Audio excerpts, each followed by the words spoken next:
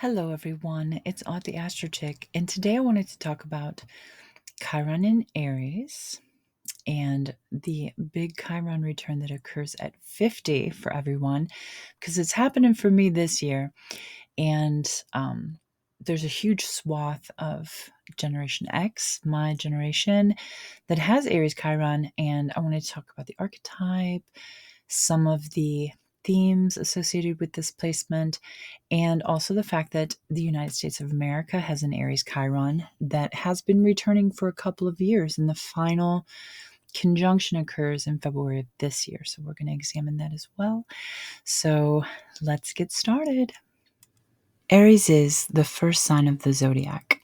So it is associated with leadership. It's cardinal quality. So it's thrusting. It is seasonal energy of initiation.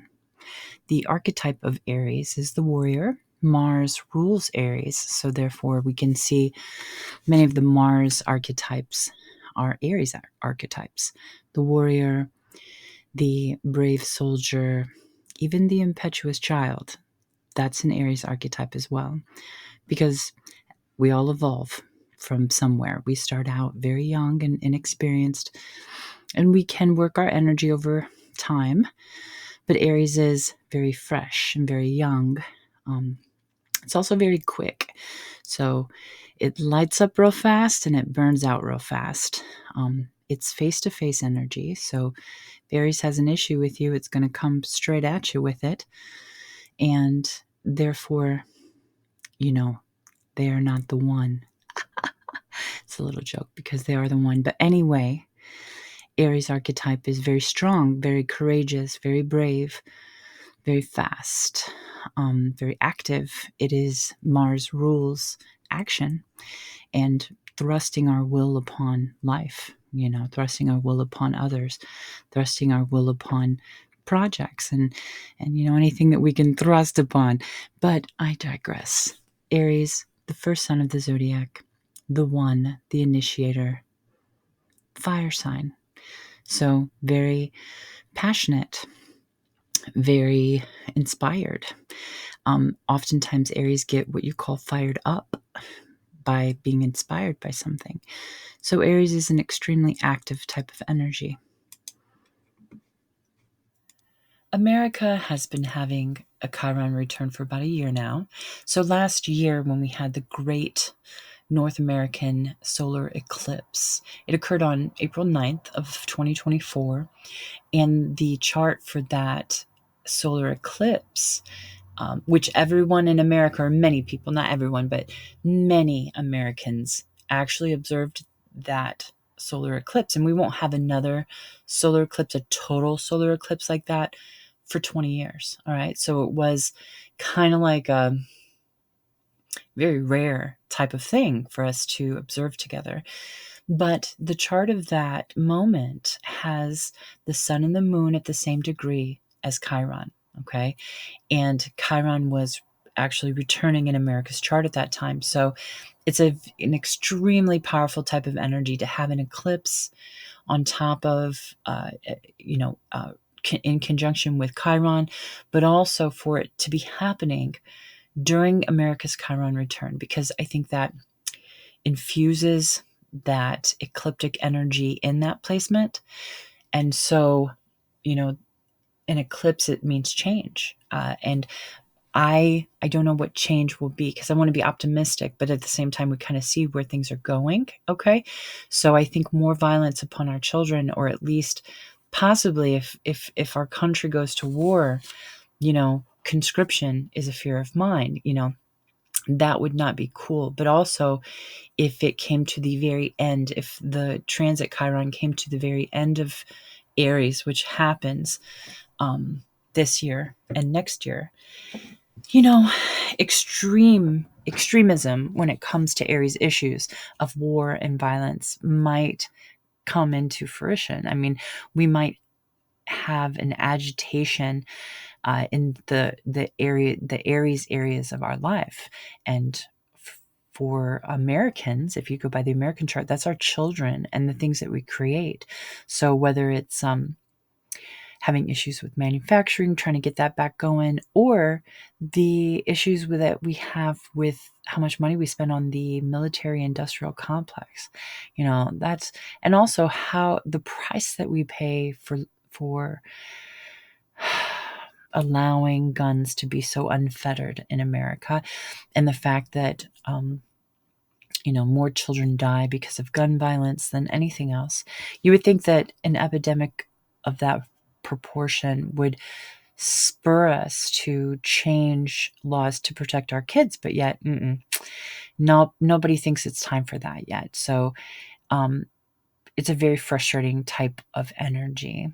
So Aries Chiron themes: violence, hyper individualism, self-determination, and our children. And when the planet Chiron, or the planetoid centaur Chiron, returns, it's often a time of examination of deeper issues, because it's the examination of those issues that can help us to heal those issues. But we have to look at them. That's part of, that's part of the deal. And I think that also is a huge message in the solar return, the great American solar eclipse happening at the degree of America's Chiron during a Chiron return. I think we have to examine those areas, as if we're going to be a responsible society, if we really love our children, we have to think about all of that stuff. And it's hard to look at all of those scars, but got to do it.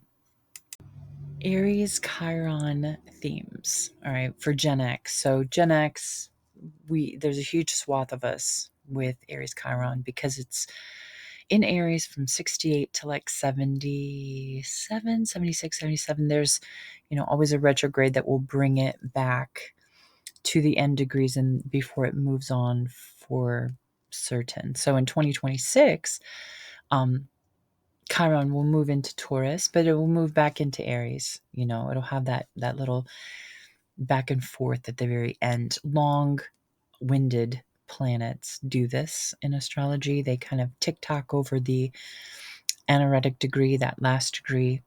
So it'll be interesting when it gets to the 29th degree, because that is actually the degree of the 5th house cusp in America's chart.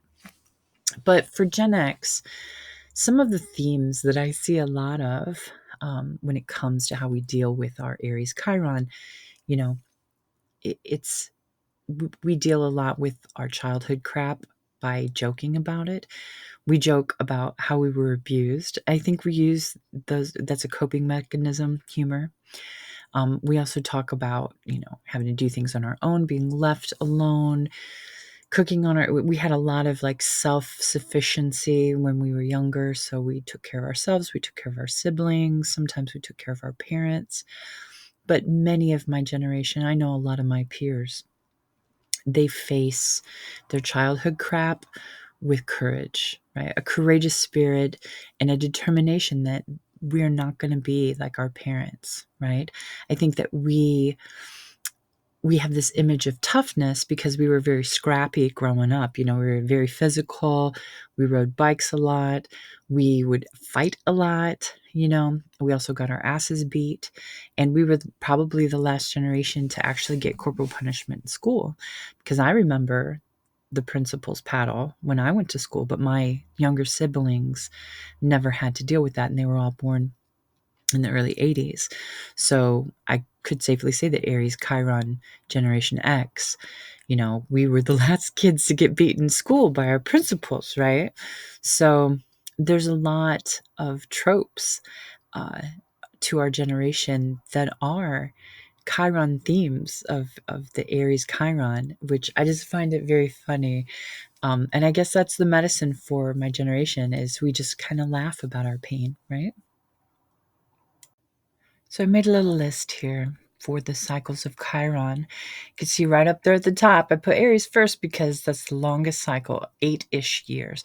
These are all on average, too, people. So, it's not exactly 8 years. It's not exactly 1 year. It's like there's a little variation. Just know that ahead of time. Okay, so Aries, though, king of cycles, 8-year cycle. Taurus and Pisces are 7 years apiece. Okay, so that's still pretty long. That's a lot of endurance as well. So I'll give props to, my Taurian Pisces peeps. All right, you have a battle, very similar in the length of it to Aries, but Aries is still the king. Gemini and Aquarius are both for 4 years, and then you have Cancer and Capricorn for 3.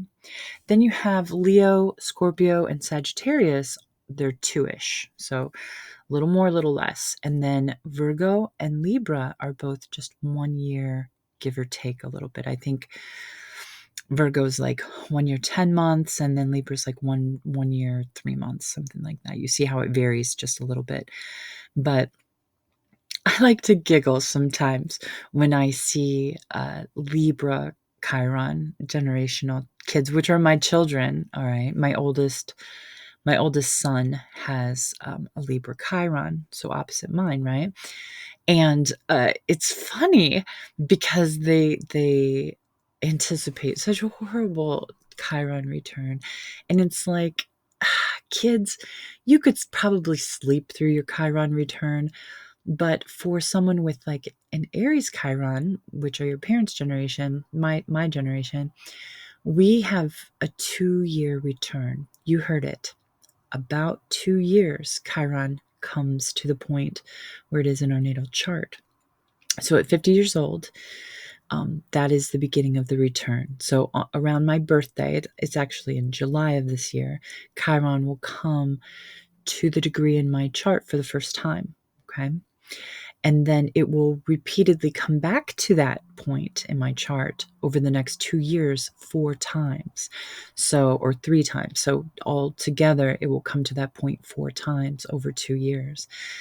That's a lot of healing, right? And we could see this as a beneficial thing, or we could see it in a negative light, which is that it will be very purging, right? A purgative time where we have to examine our wounds, because I think that's what a return is about. A return of anything is you have to see something again. It comes back to you. So, my generation normalized therapy. So I don't think that we will necessarily have a hard time processing our wounds because we're so used to it, because we have the endurance for it, right? So really long cycle of Aries. And then you can see here, Libra and Virgo. You ain't got nothing on Gen X, I'm telling you. So Taurus Chiron will begin in 2026, and it will kind of come back and forth over the last degrees of Aries, for a little while. But basically it begins in 2026. And so this is the generation of my younger siblings. Okay. And I think issues that might come up with the Taurus Chiron for for everyone, but for you guys, it's just uh, issues of worthiness. I think society-wise, issues of poverty, homelessness. Okay, not having our needs met in a society where the richest just continue to hoard their money and have more and more and more. I think that it'll touch upon some of the wounded feminine issues that we have in our society, the sexism that will likely get worse over the next 4 years, okay?